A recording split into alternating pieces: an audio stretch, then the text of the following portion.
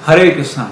हम सभी लोग इस संसार में तीन प्रकार की अग्नियों से जल रहे हैं एंड प्रैक्टिकली हम में से कोई भी इस अग्नि से अपने आप को बचा नहीं पाया। तो अब हमारे मन में ये प्रश्न हो सकता है कि ये तीन प्रकार की अग्नि कौन सी है। तो अभी हम इनको थोड़ा सा डिटेल में डिस्कस करेंगे। सबसे पहला भय। भय मीन्स हम सभी को लाइफ में डर होता है। हमारे जीवन में हमारे साथ आगे क्या होगा, हम कैसे अपनी लाइफ को आगे लीड करेंगे, क्या हमारी लाइफ में हमारा कोई ख्याल रखेगा, हमारी कोई देखभाल करेगा नहीं करेगा। तो प्रैक्टिकली लाइफ में बहुत सी ऐसी स्टेजेस होती हैं जब हम डर जाते हैं, हम हताश हो जाते हैं।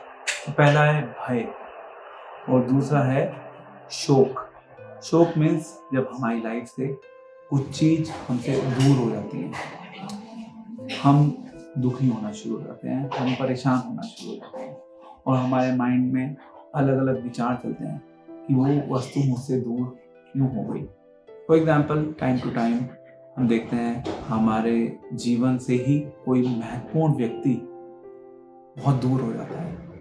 मे बी हमारा फैमिली मेम्बर, कोई हमारा बहुत क्लोज मित्र जब हमसे दूर हो जाता है तो हमारा माइंड बहुत ज़्यादा डिस्टर्ब हो जाता है, हम दुखी हो जाते हैं। एंड प्रैक्टिकली हम सब इस सत्य को जानते हैं कि उसको वापस प्राप्त करने का हमारी लाइफ में हमारे पास कोई सॉल्यूशन नहीं होता।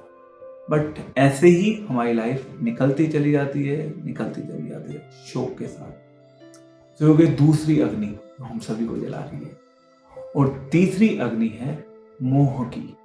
मोह मीन्स हम सभी जानते हैं हमारे जीवन में हमारे पास अलग अलग पोजेशंस हैं। पोजेशंस मीन्स एक हमारी सुंदरता जिसके ऊपर हमें बहुत अधिक गर्व होता है, या दूसरा हमारे समाज में हमारा नाम होता है, हमें उसके ऊपर भी गर्व होता है, हम उससे भी अटैच हो जाते हैं। इसको हम बोलते हैं हमारी रिस्पेक्ट, हमारी पोजीशन। एंड तीसरा ऑब्वियसली हमारे पैसे, हमारी संपत्ति, हमारी एसेट्स। हमें उनसे भी बहुत मोह होता है, हम अटैच रहते हैं। जब हमारे जीवन से पैसा चला जाता है या कोई इम्पोर्टेंट प्रॉपर्टी या कुछ हम लूज कर देते हैं लाइफ, तो हमारा जो मोह होता है वो हमें परेशान करना शुरू कर देता है। हम सोचना शुरू कर देते हैं ये हमारे जीवन से क्यों चला गया, कैसे चला गया। तो तीन प्रकार की अग्नि मैंने बताई थी जो हम सभी को डायरेक्टली या इनडायरेक्टली हमारी लाइफ में जला रही है। वो हो गई शोक, मोह एंड भय। तो ये तो हो गई प्रॉब्लम। अब इस प्रॉब्लम का सॉल्यूशन क्या है, हम इस प्रॉब्लम से कैसे डील करें, क्योंकि at the end of the day problem तो इस संसार में सभी जगह पर है।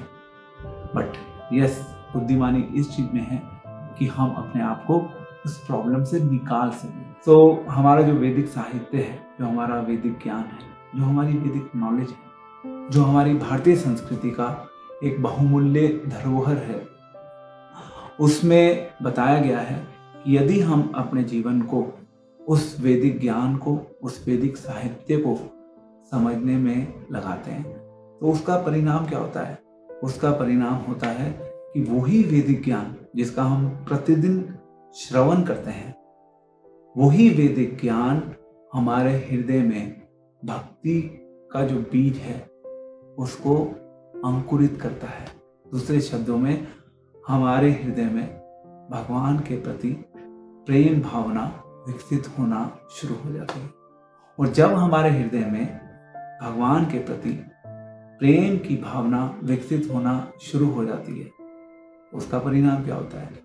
उसका परिणाम होता है कि ये जो अग्नि है, तीन प्रकार की अग्नि जिसकी हमने बात करी थी, जिससे हम सभी लोग इस संसार में जल रहे हैं, भून रहे हैं, तप रहे हैं, ये तीन प्रकार की अग्नि धीरे धीरे अपने आप शांत होना शुरू हो जाती है, ठंडी होना शुरू हो जाती है।